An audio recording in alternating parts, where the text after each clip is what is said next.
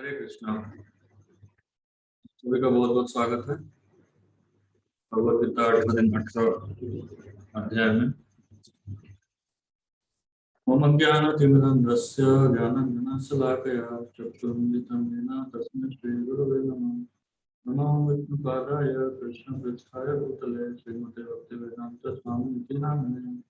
नमस्ते सरस्वते देवे गौरवाणी प्रचारिणे निर्विशेषशून्यवादी पाश्चात्यदेशतारिणे। जय श्री कृष्ण चैतन्य प्रभु नित्यानंद श्री अद्वैत गदाधर शिवासादि गौर भक्तवृंदा। हरे कृष्ण कृष्ण कृष्ण हरे हरे, हरे राम राम राम हरे हरे।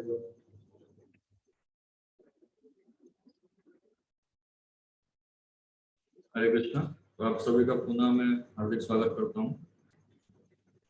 मेरा आप सबसे अनुरोध रहेगा कि आप अपना वीडियो ऑन कर ले तो बहुत अच्छा रहेगा। एक अच्छा कन्वर्सेशन हो सकता है।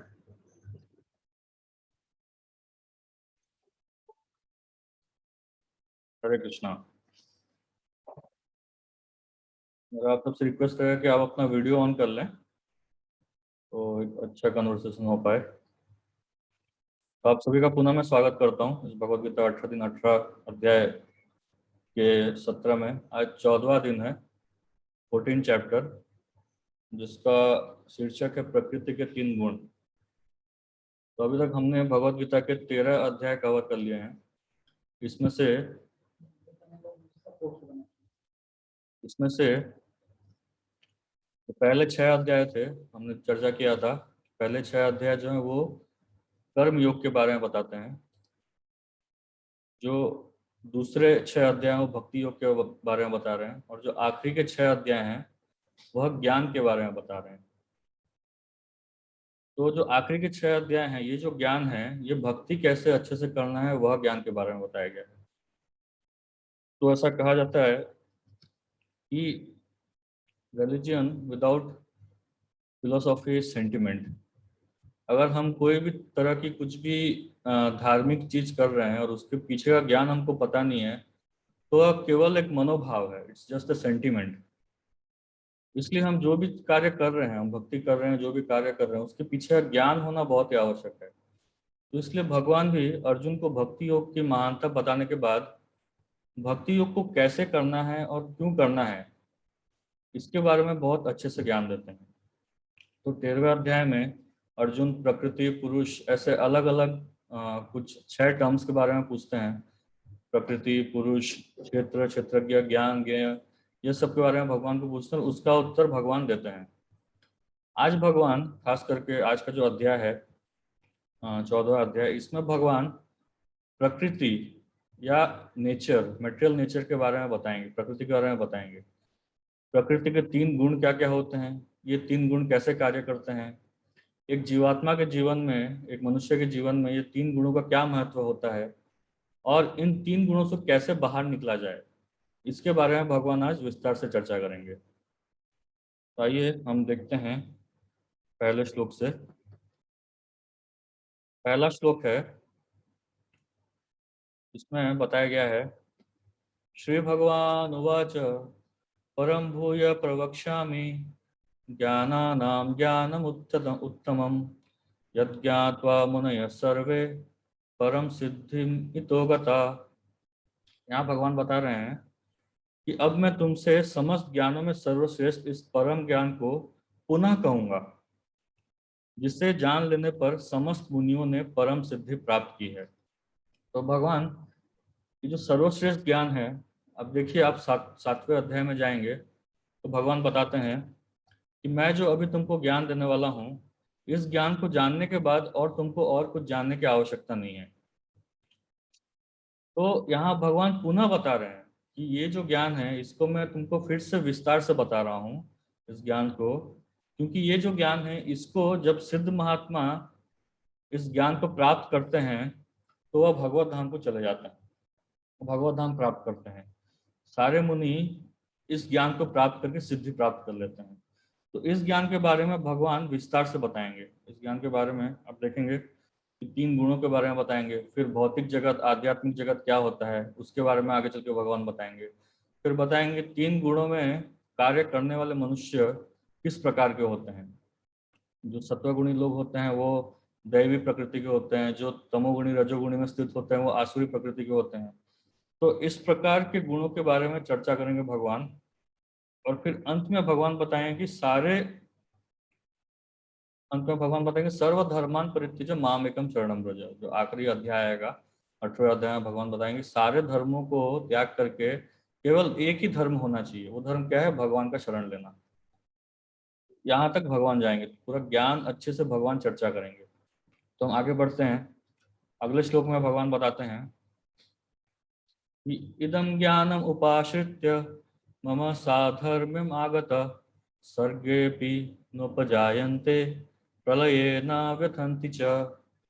भगवान बता रहे हैं कि इस ज्ञान में स्थित होकर मनुष्य मेरी जिस दिव्य प्रकृति को प्राप्त कर सकता है, मनुष्य मेरे जैसे दिव्य प्रकृति को प्राप्त कर सकता है। इस प्रकार स्थित हो जाने पर वह न तो सृष्टि के समय उत्पन्न होता है और न प्रलय के समय विचलित होता है। तो भगवान ये बोलना चाहते हैं ये जो ज्ञान अगर कोई प्राप्त कर लेता है तो वह जन्म मृत्यु के चक्कर से बाहर निकल जाता है। जो व्यक्ति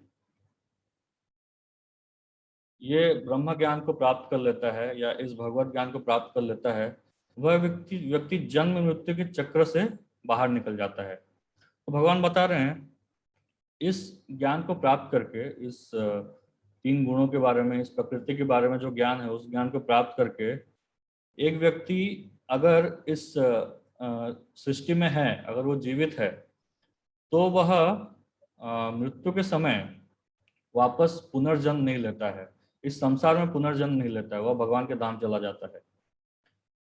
तो ऐसा भगवान बता रहे हैं, इस ज्ञान का महत्व भगवान बता रहे हैं कि जो व्यक्ति इस ज्ञान को प्राप्त कर लेता है वो क्या होता है?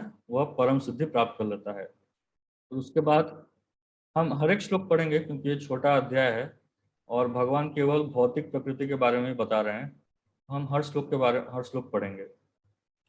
भगवान बता रहे हैं मम योनिर्महद् ब्रह्म तस्मिन् गर्भं दधाम्यहम् संभव सर्वभूतानां ततो भवति भारत। भगवान बता रहे हैं कि ब्रह्म नामक समग्र भौतिक वस्तु जन्म का स्रोत है। मम योनिर्महद् ब्रह्म, ये जो ब्रह्म है, ये ब्रह्म सारे जितने भी सृष्टि होते हैं इस संसार में सबका स्रोत है। और मैं इस ब्रह्म का गर्भस्थ करता हूँ, मैं इस ब्रह्म को गर्भस्थ करता हूँ जिससे समस्त जीवों का जन्म संभव होता है। ये जो ब्रह्म है या ये जो महत तत्व है, जो टोटल मेटेरियल मैनिफेस्टेशन जो है, वो जो है वह बिना भगवान की इच्छा से कोई जीवात्मा जन्म नहीं कर सकता है। वो भगवान की इच्छा के बिना कोई कार्य नहीं कर सकता है। भगवान अगर इच्छा करेंगे, भगवान जब उस ब्रह्म को या महतत्व को गर्भस्थ करेंगे तभी जाके इस ब्रह्मांड की सृष्टि होती है। इस ब्रह्मांड में जीवात्मा आते हैं और ब्रह्मांड की सृष्टि होती है। तो भगवान बता रहे हैं कि जो ब्रह्म है, जो महत ब्रह्म है, वह इंडिपेंडेंट नहीं है, वह स्वतंत्र नहीं है, वह मेरे ऊपर ही डिपेंड करता है। जो भी जितनी भी सृष्टि होती है इस संसार में, वह सृष्टि के लिए ये जो ब्रह्म है वो मेरे ऊपर डिपेंड करता है। ये ब्रह्म भगवान प्रकृति के बारे में बता रहे हैं, भौतिक प्रकृति के बारे में बता रहे हैं। भगवान आगे चल के बताएंगे कि सर्व योनिषु कौन्तेय मूर्तय संभवंतिया तासम ब्रह्म महद योनिर अहम बीज प्रदापिता। भगवान बोल रहे हैं कि जितने भी सारी योनियां हैं, एक कुंती पुत्र, तुम यह समझ लो कि समस्त प्रकार की जीव योनियां इस भौतिक प्रकृति में जन्म द्वारा संभव है और मैं उन सबका बीज प्रदाता पिता हूँ। तो भगवान यहाँ क्लियरली बोल रहे हैं कि भगवान सारे जीवात्मा के परम पिता हैं। अहम बीज प्रदापिता। भगवान की इच्छा के बिना कोई जीवात्मा इस संसार में जन्म ले ही नहीं सकता है। अगर कोई जीवात्मा इस संसार में जन्म ले रहा है तो उसको भगवान की इच्छा से वह प्रकट हुआ है। भगवान की इच्छा के बिना वह जीवात्मा इस संसार में प्रकट हो ही नहीं सकता है। तो यहाँ पे भगवान एकदम क्लियरली बता रहे हैं कि कोई बहुत, जैसे कई बार वैज्ञानिक बोलते हैं कि जो संसार है ये बाय चांस आ गया है, कोई इसमें कोई आध्यात्मिक हैंड या फिर भगवान का कोई हाथ नहीं है। It has just come by chance, this material manifestation this has come just come by chance, ये केवल एक चांस से आ गया है। तो यहाँ पे भगवान क्लियरली बता रहे हैं कि इसके पीछे कोई चांस नहीं है, इसके पीछे स्वयं मैं हूँ। जितने भी जीवात्मा है, जितनी भी सृष्टि होती है, इस सब के पीछे मैं हूँ, भगवान क्लियरली बता रहे हैं। तो यहाँ पे हमें देखना चाहिए, भगवान की वाणी के ऊपर ध्यान देना चाहिए। जो ज्ञान है ये रियलाइज नॉलेज है, ये रिसर्च नॉलेज है, इसके ऊपर वापस रिसर्च करने का कोई आवश्यकता नहीं है। जो भगवद गीता का ज्ञान है भगवान के द्वारा स्वयं दिया जा रहा है। तो इसको अगर मान के हम चलें तो हमारी गति है वो बहुत सुगम तरीके से चलेगी।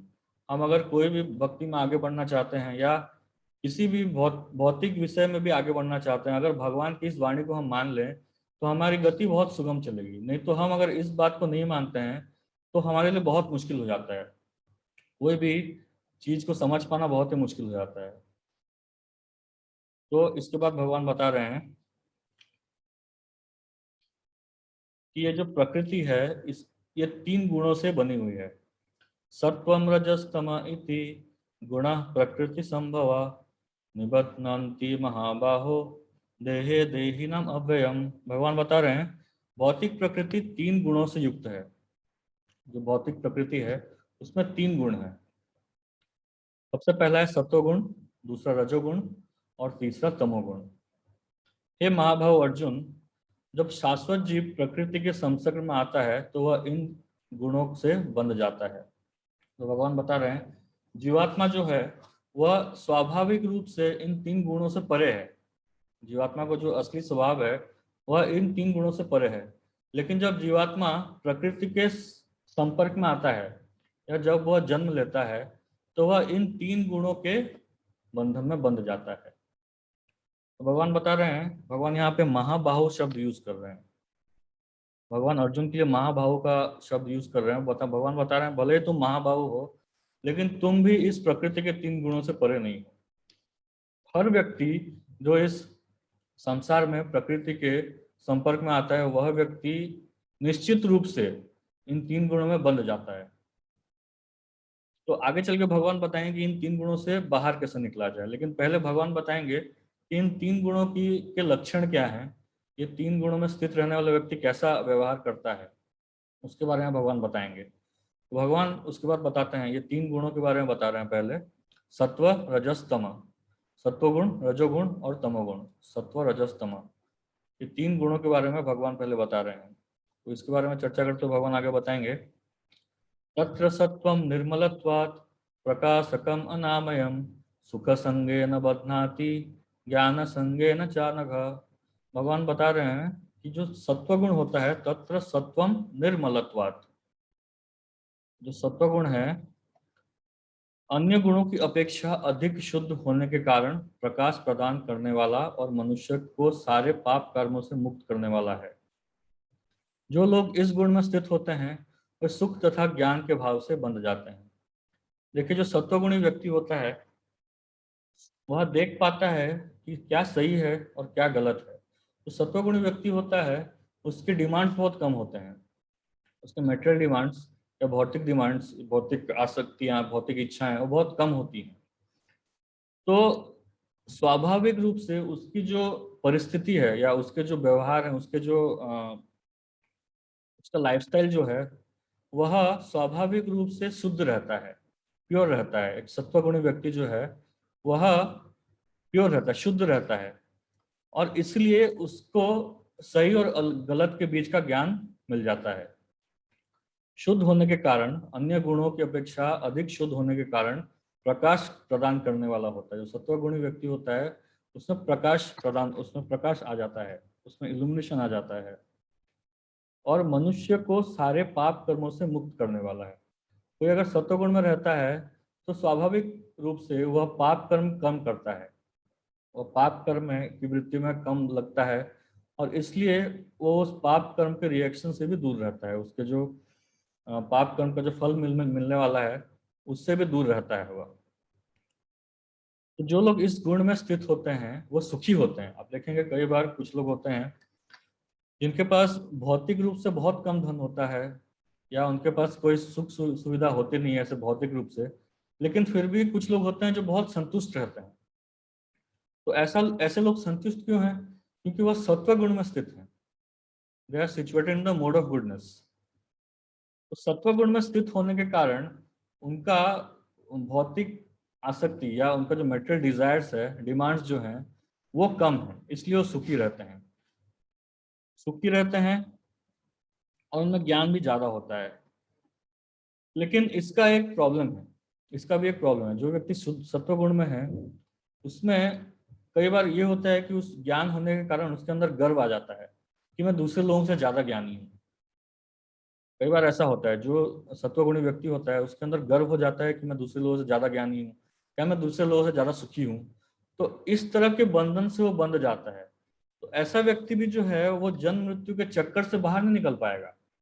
ऐसा व्यक्ति जो जाए, हो सकता है वो अगले जन्म में जा करके स्वर्ग लोक में जाए, लेकिन जैसे ही उसका पुण्य खत्म हो जाए, पुण्य खत्म होने के बाद वो वापस से इस भौतिक जगत में आ जाता है और फिर से वही जन्म मृत्यु जरा व्याधि के चक्कर में घूमता है। तो इसलिए जो सत्वगुणी व्यक्ति भी है, उसके लिए भी ये बंधन में बंध जाना, जन्म मृत्यु के चक्कर से बाहर नहीं निकाल सकता उसको। तो भगवान यहाँ सत्वगुणी व्यक्ति के बारे में सर्वप्रथम बता रहे हैं। फिर उसके बाद भगवान एक रजोगुणी व्यक्ति के बारे में बताते हैं। वह कैसा होता है, भगवान बता रहे हैं। रजो रागात्मकं विद्धि कृष्णा संग समुद्भवम तन्निबध्नाति कौन्तेय कर्म संगे न देहि नाम। भगवान बता रहे हैं कि हे कुंती पुत्र, रजोगुण की उत्पत्ति असीम आकांक्षाओं तथा तृष्णाओं से होती है, और इसी के कारण से यह देहधारी जीव सकाम कर्मों में बंध जाता है। भगवान बताएं, रजोगुणी व्यक्ति होता है तृष्णा संग समुद्भवन। तृष्णा संग मतलब उसकी अपार इच्छाएं होती है। जो रजोगुणी व्यक्ति होता है उसमें बहुत सारी इच्छाएं होती हैं। कोई अगर वो कुछ उपलब्धि हासिल कर लेता है तो उसके बाद और वो और किसी उपलब्धि के पीछे भागता है। वो कभी भी सेटिस्फाइड नहीं होता है। जैसे कई बार लोग होते हैं जो अ, बहुत धन इकट्ठा करते रहते हैं, लेकिन फिर भी जितना भी धन वो इकट्ठा कर लें, लेकिन फिर भी वो संतुष्ट नहीं होते हैं। वो और ज्यादा धन इकट्ठा करना चाहते हैं, एक के बाद एक धन इकट्ठा करना चाहते हैं। कोई एक कार खरीद लेता है तो वो और बड़ा कार खरीदना चाहता है, और बड़ा कार खरीद लेता है तो उससे बड़ा कार खरीदता है। तो ऐसे करके धीरे धीरे धीरे उसकी इच्छा की कोई समाप्ति नहीं होती है, उसकी इच्छा बढ़ती जाती है। ऐसा जो व्यक्ति है वह रजोगुण में स्थित है। श्रील प्रभुपाद जी बताते हैं कि प्राय कलयुग में, आज के समय में प्राय लोग इस रजोगुण से प्रभावित हैं। हर कोई सेटिस्फाइड नहीं है, कोई व्यक्ति आज के समय में सेटिस्फाइड नहीं है। जो पहले के जमाने में था वो सत्वगुणी प्रधान था। लोग ज्यादा ज्ञान के पीछे रहते थे, लोग ज्यादा धन के पीछे नहीं भागते थे, ज्ञान प्राप्त करने के पीछे रहते थे, लोग ज्यादा सुखी होने के पीछे श्रम करते थे। लेकिन अभी के समय में लोग ज्यादा से ज्यादा उपलब्धियां प्राप्त करने के पीछे भागते रहते हैं। चलो प्रभुपाद जी बताते हैं, ये जो रजोगुण है, रजोगुण खास करके एक स्त्री और पुरुष के आकर्षण से प्रकट होता है। एक स्त्री और पुरुष जब एक दूसरे को देखते हैं तो वह उनके बीच में रजोगुण उत्पत्ति होती है, और उस रजोगुण के प्रभाव से उनके आगे चल के उनके बच्चे होते हैं। फिर वो एक उन बच्चों को और उस परिवार को मेंटेन करने के लिए वो बहुत ज़्यादा कार्य करता है, बहुत ज़्यादा कार्यरत रहता है, बहुत कार्य करता है। फिर उसके बाद अ, उसको सोसाइटी में एक स्टेटस चाहिए, उस स्टेटस को मेंटेन करने के लिए वो बहुत ज़्यादा कार्य करता है, बहुत श्रम करता है। तो इस प्रकार से उसकी जो भौतिक आसक्ति वो एक एक करके बढ़ती जाती है, उसका कोई अंत नहीं है। इसलिए प्रभुपाद इसलिए बोल रहे हैं कि आज के समय में रजोगुण की प्रधानता है। इस कलयुग में रजोगुण की प्रधानता है इस समय में, इसलिए लोग ज्यादा करके उनके आसक्तियों की या उनकी इच्छाओं की कोई कमी नहीं है। तो जो रजोगुणी व्यक्ति है वह इस तरह के सकाम कर्म में बंध जाता है। वह कभी भगवान की भक्ति में आ, रुचि लेता नहीं है। ज्यादा से ज्यादा वह यह करता है कि वह कोई धार्मिक संस्था में एक दान दे दे, या कोई हॉस्पिटल खोल दे, या कोई ऐसे चैरिटेबल ट्रस्ट में वो दान करे। ज्यादा से ज्यादा वो वही करता है, इससे ज्यादा वो भक्ति में रुचि नहीं लेता है। तो रजोगुणी व्यक्ति सकाम कर्म में इस प्रकार बंध जाता है। फिर भगवान रजोगुण के बाद तमोगुण के बारे में बता रहे हैं।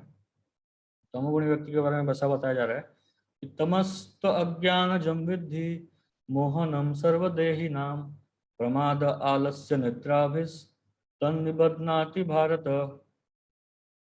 भगवान बता रहे हैं कि जो तमोगुणी व्यक्ति है उसके ये तीन गुण होते हैं। एक होता है प्रमाद, दूसरा आलस्य और तीसरा निद्रा। तो जो तमोगुणी होता है व्यक्ति, वह मोह के कारण, उसके अंदर बहुत ज्यादा मोह हो जाता है और अज्ञान अज्ञान के कारण उसके अंदर जो तमोगुण छा गया है उसकी वजह से उसके अंदर सबसे पहले तो प्रमाद आ जाता है। प्रमाद का अर्थ होता है पागलपन। व्यक्ति पागल हो जाता है, उसको क्या करना है क्या नहीं करना है उसका कोई ज्ञान नहीं रहता है। खास करके यदि देखा जाए तो तमोगुण जो होता है वह सत्वगुण का एकदम उल्टा होता है। सत्वगुण में व्यक्ति को पता होता है कि वो क्या कर रहा है क्या नहीं कर रहा है, सही और गलत के बीच का फर्क उसको पता है। लेकिन जो तमोगुणी व्यक्ति है उसको कुछ पता नहीं है कि सही क्या है गलत क्या है, उसको कुछ पता नहीं है। इसलिए वो प्रमाद में रहता है, वो पागलों की तरह व्यवहार करता है और उसको बहुत आलस्य रहता है उसके जीवन में। वह कोई भी कार्य करने के लिए बहुत आलस रहता है उसके अंदर। और तीसरा जो गुण है, गुण या अवगुण जो भी बोले, तो तीसरा जो गुण है वह है निद्रा। वो बहुत ज्यादा सोते रहता है। कई बार होता है ना कि रात भर लोग पार्टी करते रहते हैं या कोई गलत कार्य करते रहते हैं और दिन भर सोते रहते हैं, 10-12 घंटे सोते रहते हैं। तो ये तमोगुण का प्रतीक है। ये जो है व्यक्ति का तमोगुण दिखाता है, व्यक्ति को कितना तमोगुण में है वह दिखा रहा है। ये जो तमोगुण है, तमोगुणी व्यक्ति जो है वो मोह के कारण हमेशा बंधन में पड़ा रहता है। तन निबध्नति मोहनम सर्वदेही नाम तन निबध्नति भारत। तो ऐसा जो व्यक्ति है बद्ध जीव को, ऐसा जो व्यक्ति, ये तमोगुण जो है एक व्यक्ति को ये तीन गुणों से बांध देता है, प्रमाद आलस्य और निद्रा से बांध देता है। फिर भगवान आगे और अच्छे डिस्क्राइब करेंगे इन तीन गुणों के बारे में। भगवान बताते हैं कि सत्वम सुखे संचयति रजः कर्मणि भारत ज्ञानम आवृत्त तु तम प्रमादे संचयत्युत। भगवान बताते हैं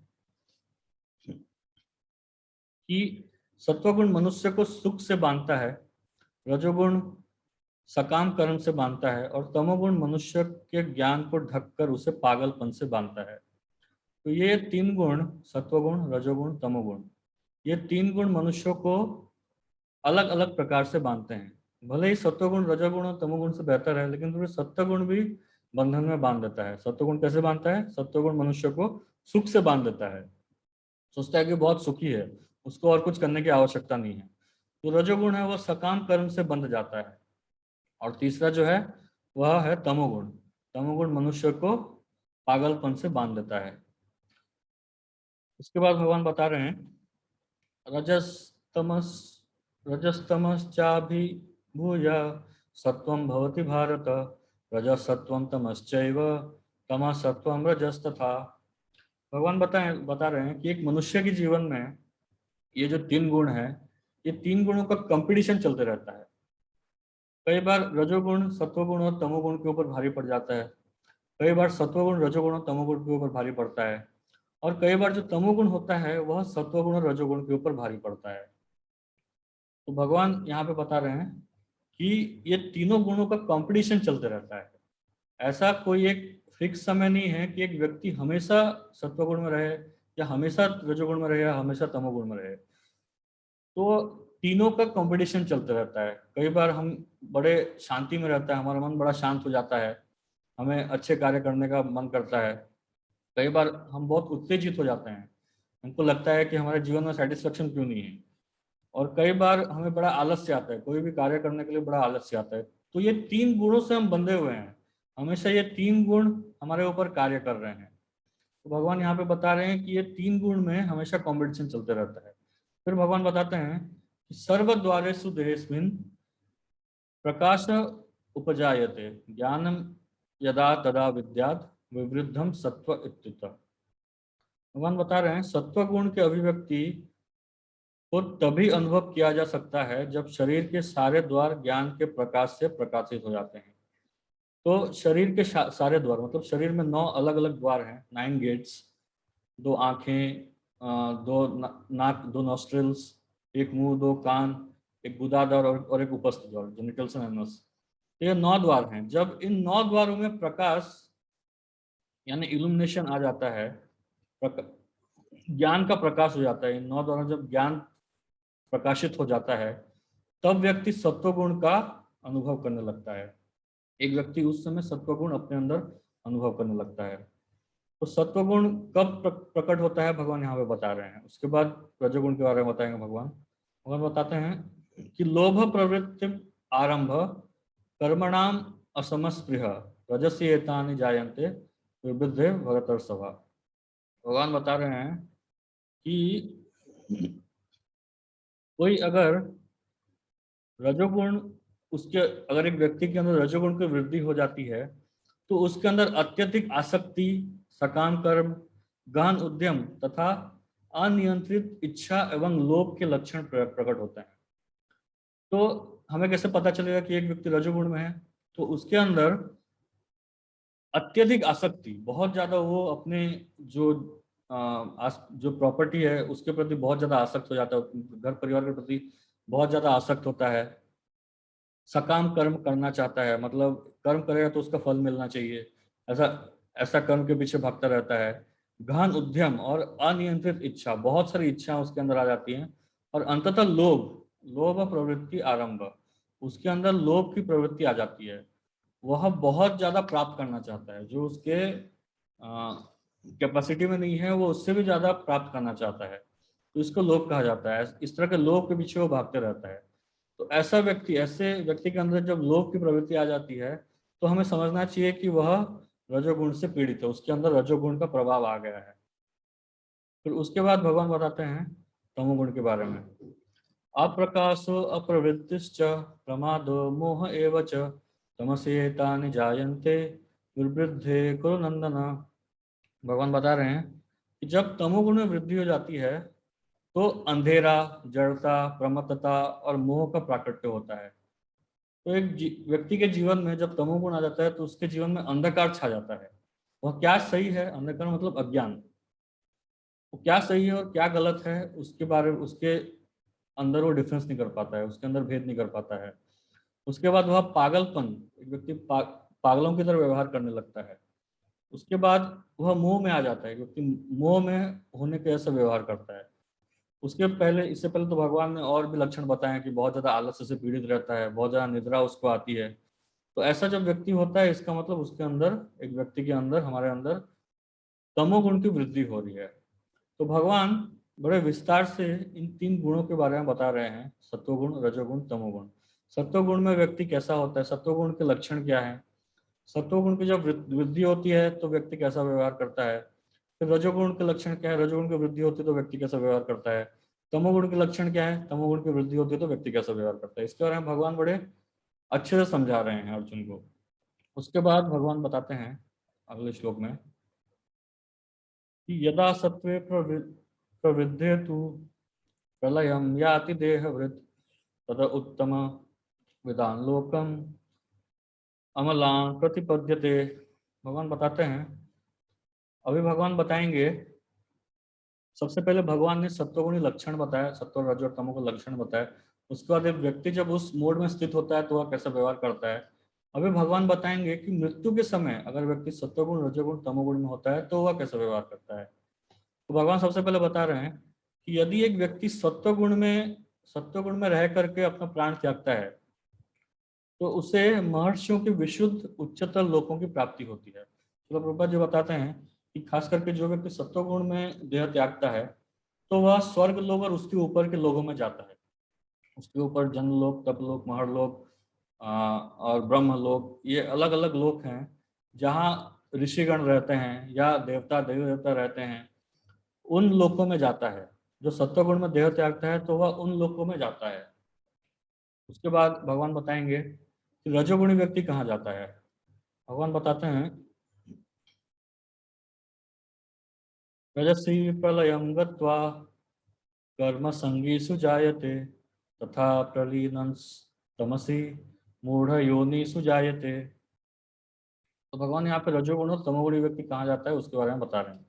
भगवान बता रहे हैं, जब कोई रजोगुण में मरता है, जब उसकी मृत्यु रजोगुण में रहकर होती है, तो वह सकाम कर्मियों के बीच जन्म ग्रहण करता है। सकाम कर्मी का अर्थ होता है जो व्यक्ति इस पृथ्वी लोक में है, जो लोग इस पृथ्वी लोक में हैं वह खास करके सकाम कर्मी है। तो भगवान बताते हैं कि जो रजोगुणी व्यक्ति है वो खास करके इस पृथ्वी में वापस जन्म लेता है, जो अगर पूर्णतः रजोगुण में है तो। लेकिन कई बार क्या होता है, हम एक व्यक्ति जो होता है पूर्णतः रजोगुण में नहीं होता है, वो रजोगुण और तमोगुण के मिश्रित गुणों में चलता रहता है, रजो और तमो के मिश्रित गुणों में चलता रहता है। और इसलिए कई बार क्या होता है, रजोगुण और तमोगुण के मिश्रित स्वरूप होने के कारण उसका जो जन्म होता है अगले जन्म में, वह निम्न योनि में होता है, मनुष्य जीवन में नहीं होता है। लेकिन भगवान ये बता रहे हैं जो रजोगुण में पूर्णतया रजोगुण में रहता है, रजोगुण में अपना शरीर त्याग करता है, तो वह फिर से मनुष्य योनि में जन्म होता है और सकाम कर्म में फिर से लग जाता है, क्योंकि उसकी इच्छा यही थी कि वह सकाम कर्म में ही लगा रहे। फिर अंत में भगवान बता रहे हैं कि तथा प्रलीनास तमसी मूढ़ योनिसु जायते। जो तमोगुणी है, तमोगुणी व्यक्ति अगर तमोगुण में रह करके व्यक्ति अगर अपना जीवन त्याग करता है तो वह मूढ़ योनि जायते, मूढ़ योनि मतलब पशु योनि में जन्म धारण करता है। तो तमोगुण में रहने वाला व्यक्ति अपने अगले जन्म में पशु रूप धारण करेगा। तो भगवान यहाँ पे तीन अलग अलग पहले तीनों गुण के लक्षण बता रहे हैं, फिर इन तीनों गुण का प्रभाव होने से क्या होता है उसके बारे में बता रहे हैं, और फिर अंत में मृत्यु में इन तीन गुणों का क्या प्रभाव होता है इसके बारे में बता रहे हैं। इसके बाद भगवान बोलते हैं कि कर्मण सुकृतस्याहु सात्विकम निर्मलम फलम रजसस्तु फलम दुखम अज्ञानम तमस फल। फिर अभी भगवान तीनों गुण के क्या फल होते हैं उसके बारे में भगवान बताते हैं। भगवान बता रहे हैं कि पुण्य कर्म का फल शुद्ध होता है और सात्विक कहलाता है। कोई अगर पुण्य कर्म करता है तो वह सात्विक रहता है और उसका फल शुद्ध होता है। उसके बाद जो रजोगुणी व्यक्ति होता है वह फल दुख होता है। कोई अगर रजोगुण में कार्य कर रहा है तो उसका जो फल है वह दुख है, क्योंकि आप देखिए रजोगुण में बहुत ज्यादा उद्यम होता है। कोई अगर एक कोई अगर एक बिल्डिंग बनाना चाहता है, बहुत बड़ा बिल्डिंग बनाना चाहता है, तो उस बिल्डिंग को बनाने के पीछे उसको बहुत उद्यम लगता है, बहुत कष्ट उसे झेलना पड़ता है। उस बिल्डिंग को बनाने के पीछे उसको बहुत ज़्यादा मेहनत करना पड़ता है, मेहनत करके वो धन कमाता है। फिर साथ में कितने सारे श्रमिक, कितने सारे लेबरर उसमें लगते हैं जिनको बहुत ज़्यादा कष्ट उठाना पड़ता है। फिर उसी प्रकार जब वो बिल्डिंग बन जाता है, बहुत ज़्यादा उद्यम परिश्रम के बाद जब वो बिल्डिंग बन जाता है, तो वो बिल्डिंग का सिक्योरिटी का टेंशन आता है, बिल्डिंग रहेगा या नहीं, मेरे पास कोई चोर आ गए या कुछ हो गया। तो इस प्रकार से हमेशा जो ये रजोगुण है वह दुख प्रदान करता है। रजोगुण विचलित करता है मन को और हमेशा दुख प्रदान करता है। तो भगवान बता रहे हैं सत्वगुणी जो है, जो सत्वगुण है वह उसका जो फल है वह शुद्ध होता है और सुख प्रदान करता है, और जो रजोगुण का फल है वह दुख प्रदान करता है। और जो तमोगुण है, तमोगुण में किए गए कर्म मूर्खता प्रदान करते हैं। अगर कोई व्यक्ति तमोगुण में कोई कार्य करता है तो वह व्यक्ति मूर्ख बन जाता है। उसके जो कार्यकलाप होते हैं आगे चल करके एकदम मूर्खों जैसे कार्य करता है वो, क्योंकि वह निद्रा और आलस्य से पीड़ित है, निद्रा और आलस्य के प्रभाव में है वो, इसलिए उसका जो भी कार्य रहता है वो एकदम मूर्खों जैसा कार्य होता है। तो भगवान यहाँ पे सत्वगुण, रजोगुण और तमोगुण के फल के बारे में बता रहे हैं। तो भगवान देखिए बड़े विस्तार से जो प्रकृति के गुण हैं उनके बारे में बताते हैं कि कैसे ये प्रकृति के तीन गुण कार्य करते हैं। उसके बाद अगले श्लोक में भगवान बताएंगे कि सत्वात् संजायते ज्ञानम रजसो लोभ एव च प्रमाद मोह तमसो भवतो ज्ञानम एव च। भगवान बता रहे हैं कि सतोगुण से वास्तविक ज्ञान उत्पन्न होता है, रजोगुण से लोभ उत्पन्न होता है और तमोगुण से अज्ञान, प्रमाद और मोह उत्पन्न होता है। तो भगवान ये तीन गुणों से क्या क्या उत्पन्न हो सकता है इसके बारे में और विस्तार रूप से बता रहे हैं कि सतोगुण से ज्ञान उत्पन्न होगा, कोई रजोगुणी व्यक्ति है तो रजोगुण से लोभ उत्पन्न होगा, और जो तमोगुण है तमोगुण से अज्ञान, पागलपन और मोह उत्पन्न होता है। फिर भगवान बताते हैं कि ऐसे लोगों की क्या गति होती है, अंत में कहाँ जाते हैं वो। तो भगवान बताते हैं कि ऊर्ध्वं गच्छति सत्त्वस्त मध्ये तिष्ठन्ति राजस जघन्य गुणवृत्तिस्त अधो गच्छन्ति तामस। भगवान बता रहे हैं कि ऊर्ध्वम गच्छन्ति सत्वस्त, जो सत्वगुणी व्यक्ति होते हैं वो ऊर्ध्व मतलब ऊपर के लोकों की ओर जाते हैं। जब उनकी जब वो देह त्याग कर देते हैं, जब उनकी मृत्यु हो जाती है, तो पृथ्वी लोक के ऊपर के लोगों की ओर जाते हैं। तो कई बार अ, जो साइंटिस्ट हैं, जो वैज्ञानिक हैं या जो एस्ट्रोनॉट होते हैं, वो एस्ट्रोनॉट ये प्रयास कर रहे हैं कि कैसे चंद्र ग्रहण में जाया जाए, चंद्र ग्रह में जाया जाए, कैसे मंगल ग्रह में जाया जाए, मून और मार्स में कैसे पहुंचा जाए। तो शिला प्रभुपाद जी बताते हैं कि चंद्र और मंगल में जा पाना असंभव है। मनुष्य के लिए इस शरीर में जा पाना चंद्र और मंगल ग्रह में असंभव है, क्योंकि चंद्र और मंगल ये चेतना में या चेतना में पृथ्वी ग्रह से ऊपर स्थित है। तो चंद्र और मंगल ग्रह में देवी देवता रहते हैं जो शुद्ध सतोगुण में रहते हैं, सतोगुणी कर्म करते हैं, जो अच्छे कर्म करते हैं, उनको इन ग्रहों में जाने का मौका मिलता है। तो उन ग्रहों में अगर जाना है तो सत्व गुण में स्थित होकर कार्य करना बहुत आवश्यक है। बाकी हम जितना भी उद्यम करें तो हम इस चंद्र और मंगल या कोई भी ऊपरी ग्रहों में हम जा नहीं सकते हैं। हम अगर जाएंगे तो हमें वहाँ कौन है क्या है कुछ दिखाई नहीं देगा, केवल कुछ धूल मिट्टी दिखाई देने वाला है। वहाँ के पत्थर दिखाई देंगे या वहाँ पे पहाड़ वहाड़ स्थित होंगे, यहाँ पे ऐसी ही चीजें बस दिखाई देने वाली है। वहाँ के जो लोग हैं, वहाँ के जो उच्च स्तर उच्च चेतना में स्थित लोग हैं, वो हमको नहीं दिखाई देने वाले हैं। तो अगर सच में उन ग्रहों में जाना है तो सत्वगुण में स्थित होकर के सत्वगुण में स्थित होकर के उन ग्रहों में जाया जा सकता है। शिला प्रभुपाद जी ने एक पुस्तक लिखा है, विदेश जाने से पहले उन्होंने एक पुस्तक लिखा था, क्योंकि उस समय में चंद्र पर जाने शिला प्रभुपाद जी 1950s के टाइम में 60s के टाइम में चंद्र के जाने के ऊपर बहुत चर्चा हो रही थी। उस समय में चंद्र ग्रह के ऊपर जा भी चुके थे कुछ वैज्ञानिक, कुछ एस्ट्रोनॉट जा भी चुके थे। शिला प्रभुपाद जी ने कहा था, शिला प्रभुपाद जी ने एक पुस्तक लिखा, एक छोटा पुस्तक लिखा, और पुस्तक का नाम था easy journey to other planets, अन्य अन्य ग्रहों की सुगम यात्रा। तो शिला प्रभुपाद ने बताया कि दूसरे ग्रहों में उनके वास्तविक स्वरूप में कैसे पहुंचा जा सकता है।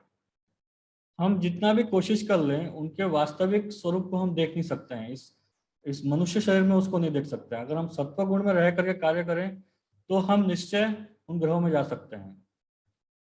तो भगवान बता रहे हैं कि ऊर्ध्वम गच्छन्ति सत्तस्त, कोई अगर सत्व गुण में रहता है तो वह ऊपर के लोगों में जाता है। फिर मध्य तिष्ठन्ति राजस, जो रजोगुण में है वह इस पृथ्वी ग्रह में ही रह जाता है, इस भूलोक में ही रह जाता है।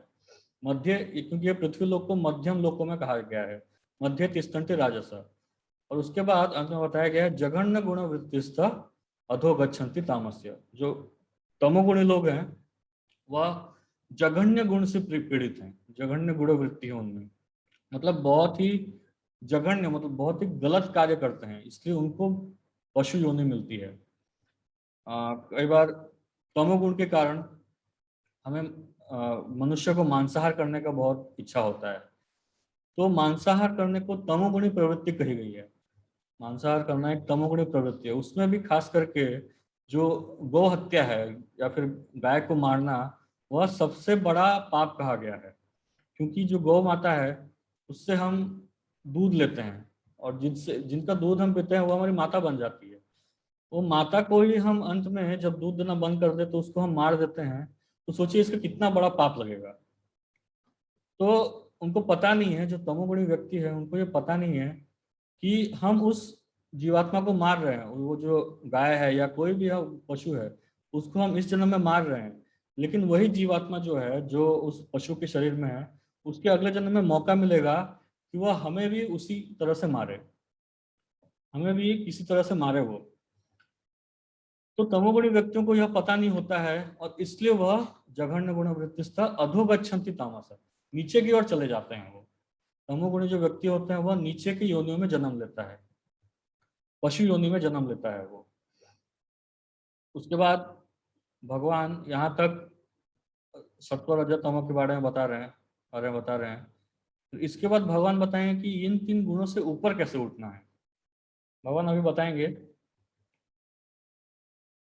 नान्यम गुणेभ्य कर्तारम यदा दृष्टानुपश्यति गुणेभ्य परम वेत्ति मद्भावम सुअधिगच्छति। भगवान बता रहे हैं जब कोई यह अच्छी तरह जान लेता है कि समस्त कार्यों में प्रकृति के 3 गुणों के अतिरिक्त अन्य कोई कर्ता नहीं है, और जब वह परमेश्वर को जान लेता है तो इन 3 गुणों से परे है, जो इन 3 गुणों से परे है, तो वह मेरा दिव्य स्वभाव प्राप्त कर लेता है। तो यहाँ देखिए भगवान बड़ा क्लियरली बता रहे हैं कि अगर कोई मेरे स्वभाव को प्राप्त करना चाहता है, भगवान का स्वभाव मतलब भगवान श्री कृष्ण का स्वभाव मतलब कृष्ण भावना भावित होना, कृष्ण भावनावित में स्थित होना। कोई अगर कृष्ण कॉन्शियस होना चाहता है, कोई अगर भक्ति करना चाहता है, तो उसको इन 3 गुणों से ऊपर उठना पड़ेगा। और इन 3 गुणों से ऊपर कौन उठ सकता है? जिस व्यक्ति को यह ज्ञान है कि इस संसार में जो भी कार्य हो रहे हैं वह इन 3 गुणों के संचालन में ही हो रहे हैं। जो भी कार्य हो रहा है ये 3 गुण ही कर रहे हैं, इनको छोड़ करके और कोई कारण नहीं है। हम जन्म लेते हैं तो हमारी एक प्रकृति होती है, एक प्रकृति के हिसाब से हम कार्य करते हैं। वो प्रकृति कहाँ से आई है, वो स्वभाव कहाँ से आया है? वो पिछले बहुत सारे जन्मों का घुला मिला मिश्रण है। उस मिश्रण के हिसाब से, क्योंकि उन जन्मों में भी 3 गुणों ने हमारे ऊपर काम किया था, कार्य किया था, और इस जन्म में भी हमारे ऊपर 3 गुण कार्य कर रहे हैं। तो उन 3 गुणों के कार्य करने के हिसाब से एक तरीके से हमारा एक स्वभाव बन गया है। तो मनुष्य का जो स्वभाव होता है वो जितना भी आप कोशिश करें तो उस स्वभाव के हिसाब से ही वो कार्य करता है। उस स्वभाव के हिसाब, उस स्वभाव के बाहर कार्य करना बहुत मुश्किल है। एक व्यक्ति का जो भी स्वभाव होता है उसके हिसाब से ही वो कार्य करता है। जिस प्रकार कई बार भक्ति में लोग आ जाते हैं, लोग भक्ति में जुड़ जाते हैं और भक्ति में आकर के हमें जप करना रहता है। तो जप करने के लिए कहा जाता है कि बैठ के ध्यान पूर्वक जप करना चाहिए, एक जगह में स्थित हो जाइए और भगवान के नामों का जप करिए। तो उसी जगह पे जो व्यक्ति बहुत ज्यादा भागदौड़ करता रहता है भक्ति में आने से पहले, सोच लीजिए कोई व्यक्ति मुंबई के लोकल में डेली 4 घंटा अप डाउन कर रहा है, भागदौड़ कर रहा है, तो ऐसा व्यक्ति जब भक्ति में जुड़ जाता है, उसको जब बोला जाता है जप करने के लिए, तो आप देखें, हम देख सकते हैं कि ऐसा जो व्यक्ति होता है वो कभी भी बैठ करके जप नहीं कर सकता है, एक स्थान पर बैठ करके जप नहीं कर पाता है, वह चल चल के या जोर जोर से चल के जप करता है। तो उसका स्वभाव है, भाग दौड़ करने का स्वभाव है उसके अंदर। उसके अंदर अगर कोई स्वभाव है तो उसको चेंज कर पाना बहुत मुश्किल होता है। तो और और दूसरा उदाहरण देखें तो एक बार एक सुनार जो था वो भक्ति में एक लग जाता है, वो किसी प्रकार से भक्त बन जाता है और भक्ति में लग जाता है, और वह साधु का कपड़ा उसको पहना जाता है, तिलक उलक पहन लेता है। फिर ये पहले के समय की बात है। तो जो सुनार व्यक्ति रहता है तो सुनार व्यक्ति को बोला जाता है तुम जाकर के भिक्षा लेके आओ। तो वह जाता है, एक घर में जाता है, वहाँ भिक्षा मांगता है, तो एक माता आती है उसको रोटी देती है। माता आकर के रोटी देती है और उस रोटी को पकड़ करके वो उसको तोलने लगता है, बोलता है 25 ग्राम से ज्यादा तो होगा नहीं।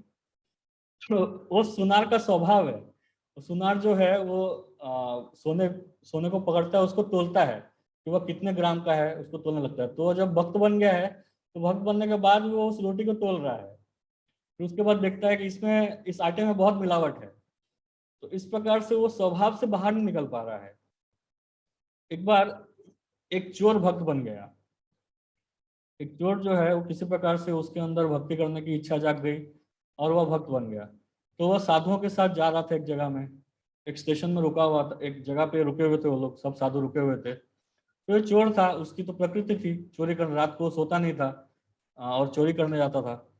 तो रात को जब सारे साधु सो गए थे तो ये जो व्यक्ति था, जो पहले चोर था, ये रात भर सो नहीं पाया। तो वो, उसको समझ में आया था कि वो क्या करे क्या ना करे, उसको बिल्कुल समझ में नहीं आ रहा था।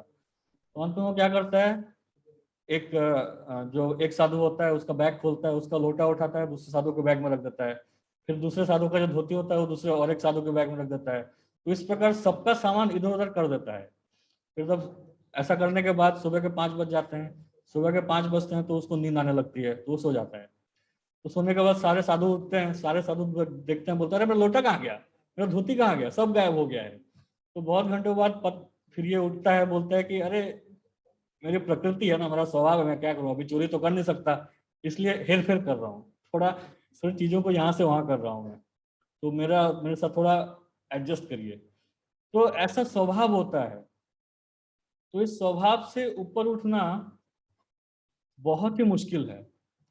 भगवान बोलते हैं 7वें अध्याय में भगवान ने कहा है कि दैवी ऐसा गुणमयी मम माया दुरत्या। भगवान बोलते हैं कि जो प्रकृति है, जो गुणमयी प्रकृति है, देवी ही ऐसा गुणमयी मम माया दुरत्या। ये जो प्रकृति वो मेरी प्रकृति है, मेरी माया है, मेरी माया शक्ति है, और इसको पार कर पाना असंभव है।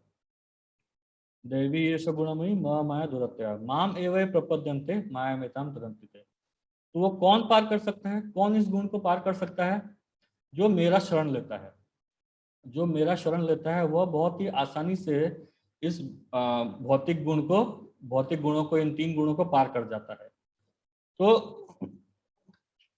अगर इन 3 गुणों से पार होना है तो एक व्यक्ति को इन 3 गुणों का ज्ञान होना चाहिए सर्वप्रथम। उसके बाद जो परमेश्वर भगवान है, जिनको इन गुणों से कोई फर्क नहीं पड़ता है, उनका शरण लेना चाहिए। तब जा करके वो व्यक्ति जो है वह भगवान के दिव्य स्वभाव में जुड़ सकता है। तो इसके बाद भगवान और बताते हैं आगे,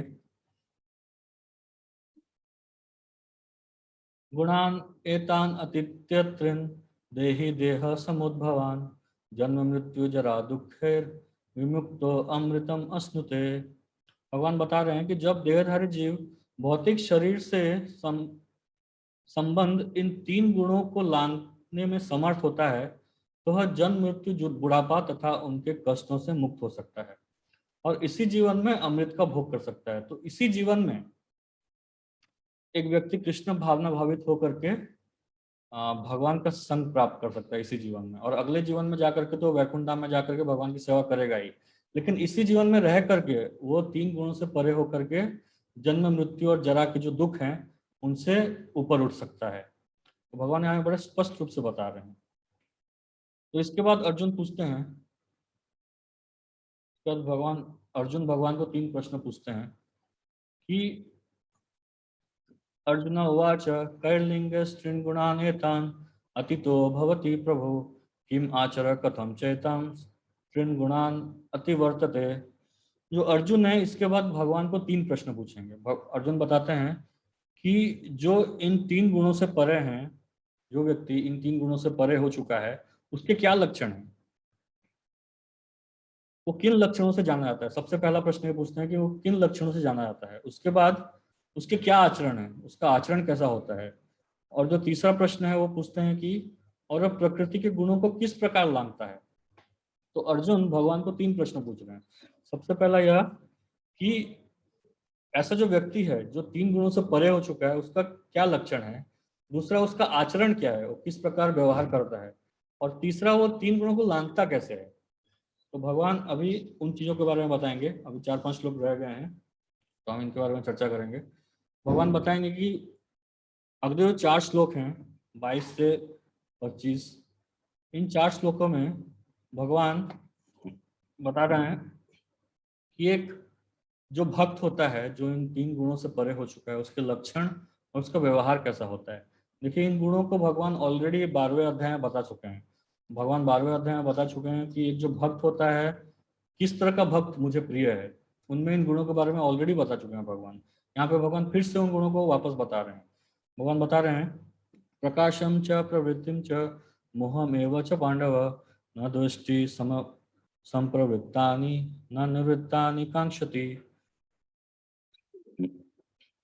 उदासीनो वदासीनो गुणैर्यो न विचाल्यते गुणा वर्तन्त इत्येवं यो अवतिष्ठति निंगते सम दुःख सुख स्वस्थ समलोष्टां स कांचन तुल्य प्रिया प्रियो धीरस तुल्य निंदात्म संस्तुति मान अपमान यस्तुल्यस तुल्यो मित्रारिपक्षयो सर्वारंभ परित्यागी गुणातीत स उच्यते। तो भगवान बोल रहे हैं कि हे पांडुपुत्र, जो प्रकाश, आसक्ति तथा मोह, प्रकाश का अर्थ है सत्वगुण, आसक्ति का अर्थ है रजोगुण और मोह का अर्थ है तमोगुण। प्रकाश, आसक्ति तथा मोह के उपस्थित होने पर न तो उनसे घृणा करता है और न वो लुप्त हो जाने पर उनकी इच्छा करता है। देखिए मेरा आपसे अनुरोध रहेगा कि इस श्लोक को खास करके आप फिर से पढ़िए, ये 22 से 25 आप अपने घर में क्लास खत्म होने के बाद या तो आज पढ़िए या कल पढ़िए, फिर से पढ़िए। भगवान बता रहे हैं कि एक शुद्ध भक्त के क्या लक्षण होते हैं। तो इन 3 गुणों के रहने से और उनके ना रहने से उसको कोई फर्क नहीं पड़ता है। सबसे पहला उसका लक्षण ये है, जो भौतिक गुणों की इन समस्त प्रतिक्रियाओं से निश्चल तथा अविचलित रहता है, और यह जानकर कि केवल गुण ही क्रियाशील हैं, केवल जो 3 गुण हैं वही सारे कार्य कर रहे हैं, उदासीन तथा दिव्य बना रहता है, उसे कोई फर्क नहीं पड़ता है और शांत रहता है, जो अपने आप में स्थित है और सुख तथा दुख को एक समान मानता है, जो मिट्टी का ढेला या पत्थर एवं स्वर्ण के टुकड़े को समान दृष्टि से देखता है। देखिए कितना मुश्किल है।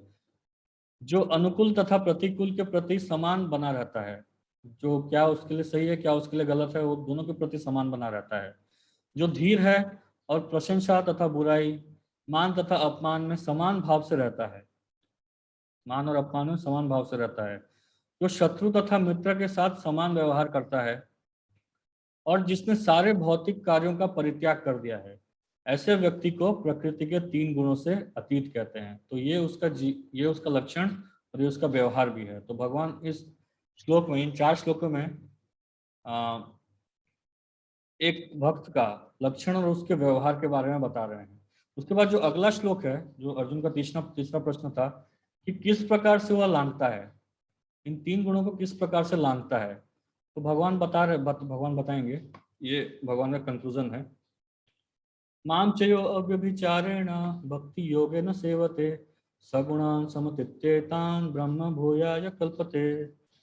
भगवान बता रहे हैं कि माम चयो अव्यभिचारेण भक्ति, तो जो व्यक्ति मेरी अव्यभिचारी भक्ति करता है।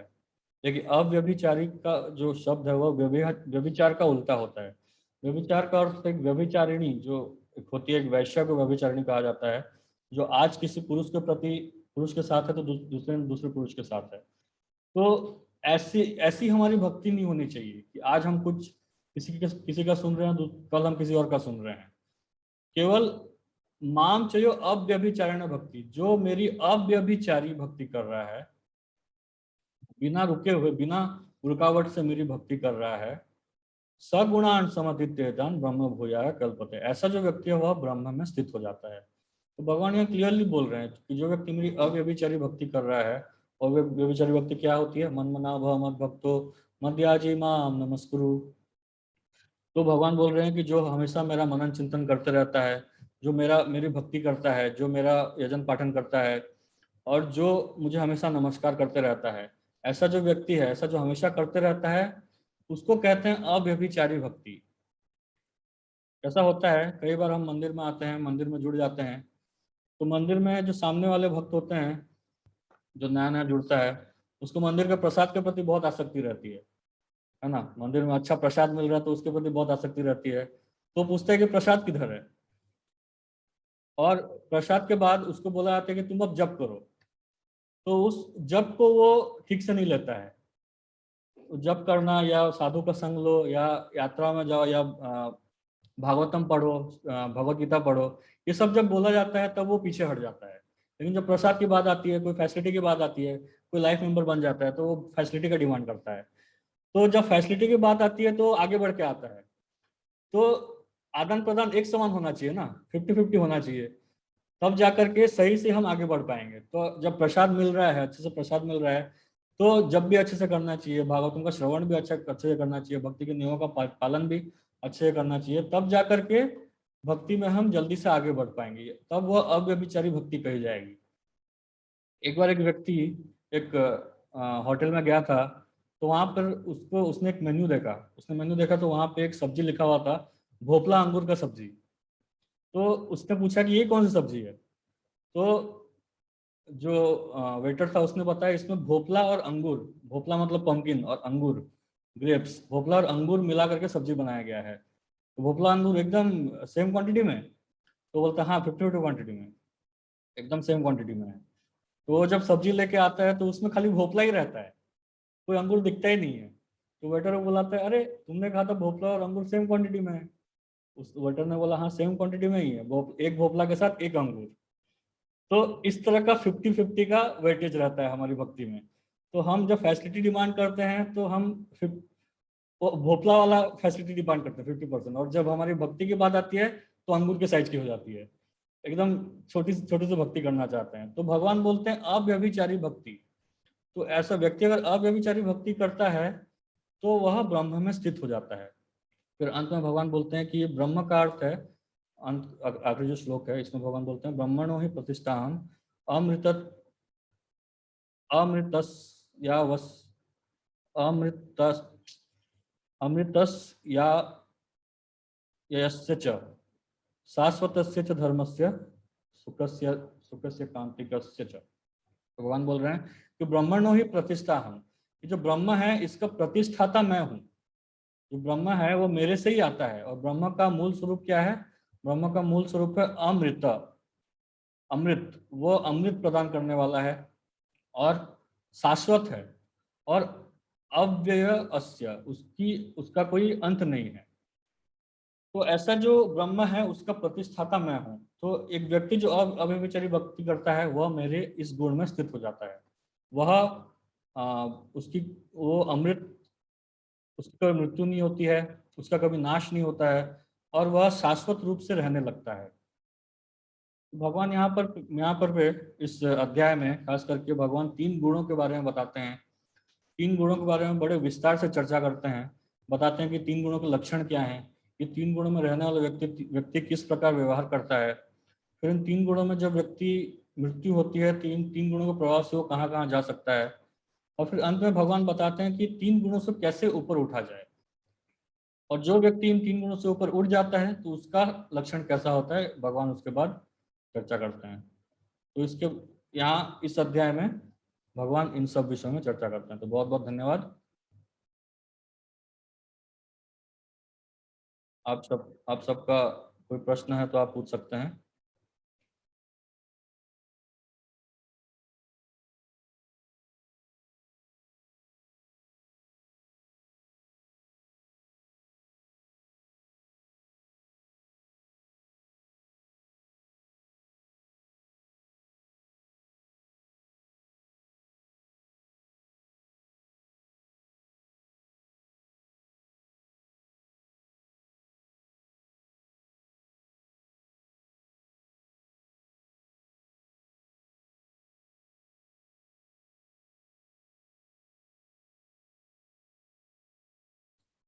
जिनका प्रश्न है वो अनम्यूट करके पूछ सकते हैं।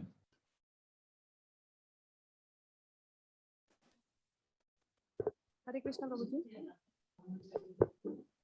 हरे कृष्णा, आप बताइए। हाँ, तो आपने ये बोला था कि सत्व गुण में मतलब जो रहता है वो सत्व गुण जो रहता है उसमें और क्या गुण हो सकते हैं, जो कि वो आपने बोला कि वो सात्विक गुण में भी जो रहता है वो स्वर्ग चला जाता है और फिर वापस मटेरियल वर्ल्ड में आ जाता है वापस।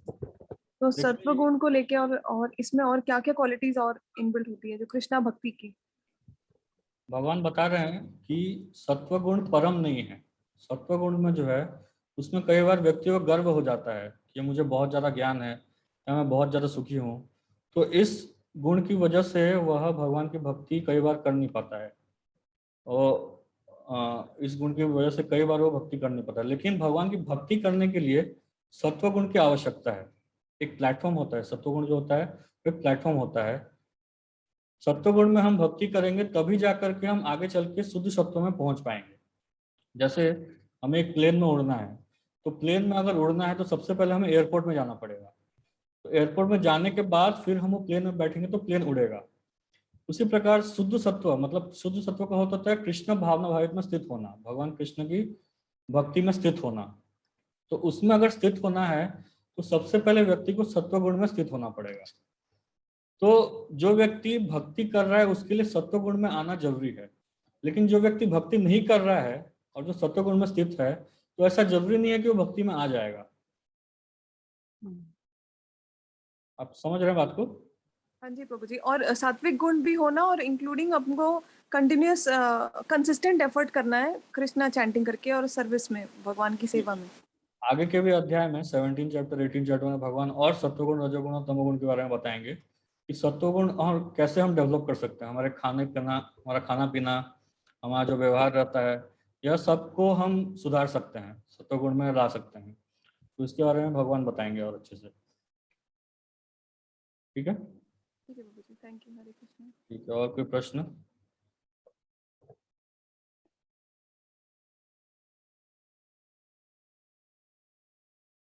ठीक है, कोई।